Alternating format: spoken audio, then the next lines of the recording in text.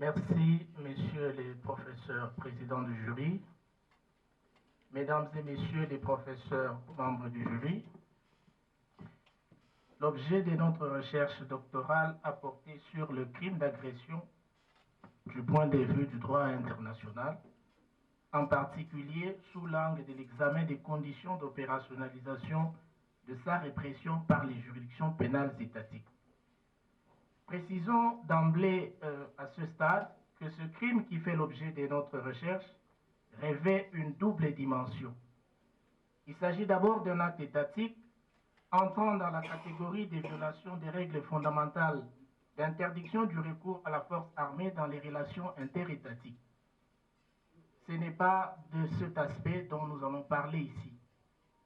Mais l'agression est aussi une incrimination individuelle portée par l'article 8 bis du statut de Rome de la Cour pénale internationale, tel qu'amendé à l'issue de la conférence de révision qui s'est tenue à Kampala en 2010. Il s'agit alors d'une approche purement pénaliste au plan international. Et c'est dans cette optique que le crime d'agression sera abordé dans le cadre de notre propos. C'est ce même statut de Rome instituant la Cour pénale internationale qui détermine les conditions de poursuite et de répression en matière de ce crime, ainsi que les modes de responsabilité pénale de ses auteurs. La théorie est donc bien établie. La pratique, au contraire, révèle des interrogations apparentes de nature à jeter les doutes sur l'effectivité de la mise en œuvre de la mécanique prévue à l'article 8 bis précité au niveau des États partis au statut de Rome. La construction juridique contribue à entretenir, parfois à son insu, un certain flou artistique à cet égard. Au premier niveau, il y a une norme internationale qui fonde le droit à la répression du crime d'agression. Au deuxième niveau, le principe de complémentarité a été maintenu et peut donc s'appliquer à l'égard du même crime, et ce, nonobstant ses particularités intrinsèques. Et au troisième niveau, enfin, les États partis au statut de Rome ne disposent pas des modalités de mise en œuvre de la répression du crime d'agression au plan interne. Il en découle par conséquent un déficit d'articulation dans l'agencement des modalités et impératifs de répression du dit crime au plan systémique, tant dans l'ordre international que dans les ordres internes.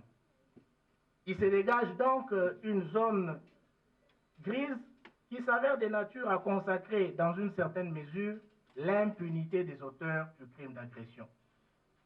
Messieurs les professeurs présidents du jury, mesdames et messieurs les professeurs membres du jury, il a été démontré que la juridiction internationale ne peut à elle seule combler l'espace d'impunité.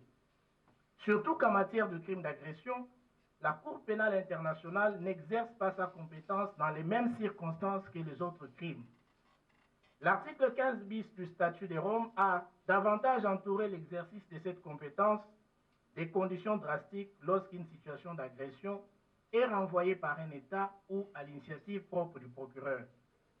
Il est d'ailleurs synoptique de relever que certains actes constitutifs du crime d'agression ne peuvent être jugés par la Cour pénale internationale, sauf hypothèse d'un renvoi par le Conseil de sécurité.